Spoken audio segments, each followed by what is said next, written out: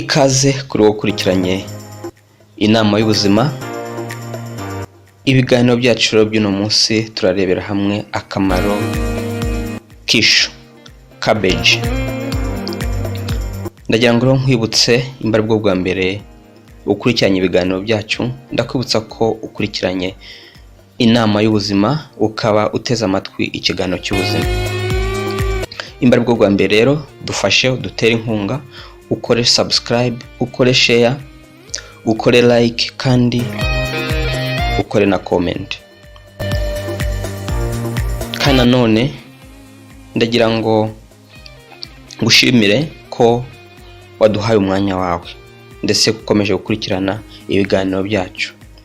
Ishu rero ni imboga, ariko ishu ntabwo ibitabo cyangwa se ubushakashatsi bwerekana uko inkomoko y'ishu, ariko bagereranya bavuga ko ishu rishobora kuba ryarabonetse imyaka 3,000 ishize. Ikaba ishu ishobora kuba ryaratangiye kuboneka muri Europe, ndetse bakavuga ko nanone abanyegiputa bashobora kuba nabo bararikoreshaga nk'imboga mu myaka 4,000 ishize. Nanone abandi nabo bashobora kuba barakoresheje ishu ni Abashinwa ndetse n'Abafaransa. Ishu rero rifite akamaro, nubwo benshi bashobora kuba batarikunda bitewe nuko se ritwara umwanya kuritegura, ariko ndagira ngo mbabwire ko ishu rifite akamaro ku buzima bwacu.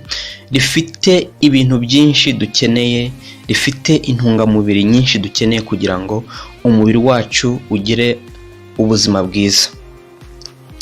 Bimwe rero mu bintu ishu rikungahayemo nuko ishu rifite calories menshi, ishu rifite proteine, ishu rifite fibers. Ibi ni ibintu bituma intungamubiri zituma umuntu atarwara constipation.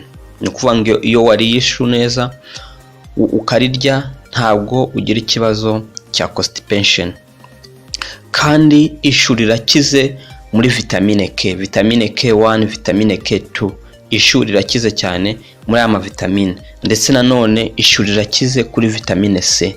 Vitamine C rero ni vitamine ituma umuntu agira uruhu rwiza. Ishu nanone rirakize rero mu imyunyunyu. Rifite magnesium, rifite calcium, rifite potassium. Ishu rero ni ryiza kuko rifite intungamubiri nyinshi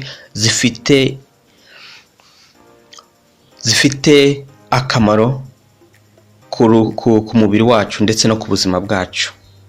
Bimwe rero mu bintu ishu rizagufasha nuko ishu rizatuma umutima wawe utera neza, kandi rishobora no kugufasha mu kwirinda indwara z'umutima. Ishu nanone abanditsi bavuga ko ishu rifite ubushobozi bwo kukurinda indwara za kanseri. Uretse n'ibyo, ishu nanone ni ryiza ko rishobora kukurinda nanone indwara za constipation. Ishu nanone rifite ubushobozi bwo kukurinda indwara za BP. Izi ni indwara z'umuvuduko w'amaraso. Ishu ni ryiza nubwo rishobora kuba ari rushya kuritegura, ariko ni ryiza. Reka rero turikunde kandi turirye. Iri shu nanone rero rifite ubushobozi bwo kugabanya ibinure mu mubiri.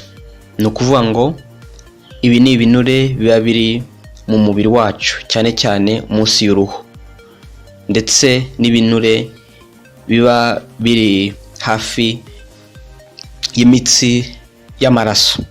Ishu rero ni ryiza, reka turikunde kandi turyiteho turikoresha. Ishu rero naryo ushobora kurikoresha mu buryo bwa saladi, ndetse ushobora no kurikoresha ugakoramo umutobe.